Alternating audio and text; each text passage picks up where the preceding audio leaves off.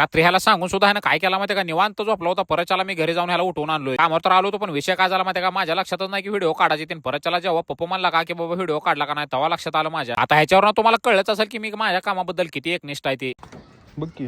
हा आता तुम्हाला पप्पूचं कन्व्हर्सेशन सांगतो. काय विषय माहिती का, पुढे एक जणांना 2.5 mm च्या वायरीचा रेट विचारला बरं का, की किती फूट घेतल्यावर किती होतं. तर त्याला काय म्हणला माहिती का, एवढं एवढं रेट आहे, तू परत त्याला हिशोब करून मला सांग काय करायचं ते. थांबा भावानो, साहेब आले तर त्यांचं दर्शन घेऊन जावा तुम्ही. झालं का म्हणजे तुम्हाला काय आमचं तू मला काय तू आमचा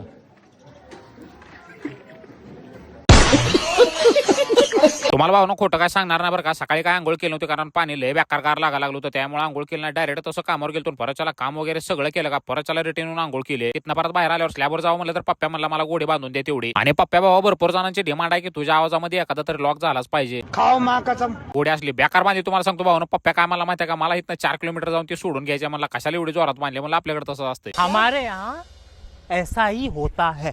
नंतर कामावर येऊन बघतो तर इथं सिमेंट होतं, परत त्याला डस्ट होती. इथं परत त्याला मिक्सर पण लावला होता. आणि परत त्याला बघतो तर लिफ्ट कुठं तर आतमध्ये तिकडे बोळात लावली होती, कारण इथं परत त्याला हप्पर बसत नव्हतं, त्यामुळे अशी लावून टाकली होती. आणि इथनं परत माल तिकडे नेऊन टाकायचं. लय बेकार कष्ट दिसायला लागले बरं का कामावर. पण माझा काय संबंध नाही, मी निवांत उभा राहणार असल्यावर. फक्त पाईप तुटतंय का नाही, काय होतं एवढंच बघणं माझं काम असतंय. बाहेर येऊन बघतो तर सगळ्या फळ्या ते हातरून ठेवले होते बरं का. माझं काम काय होतं माहिती का, फक्त सगळीकडे डस्ट टाकायची राहिली होती, कारण सगळीकडे डस्ट टाकली होती, कारण फळ्या वगैरे टाकताना ती परत त्याला पसरते. डस्ट सोडला तर सगळ्यांचा पर्याय भरपूर आहे बरं का, पण मला हे पर्याय एक नंबर वाटते, कारण परत त्याला हायाशी डबी किंवा फॅन बॉक्स खाली दिसतंय.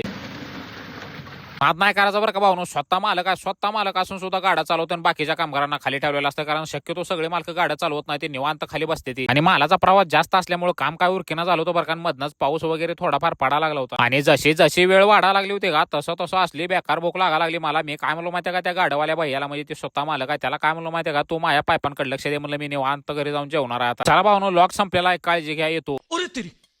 भाई तो शुरू होते खत्म हो गया यार.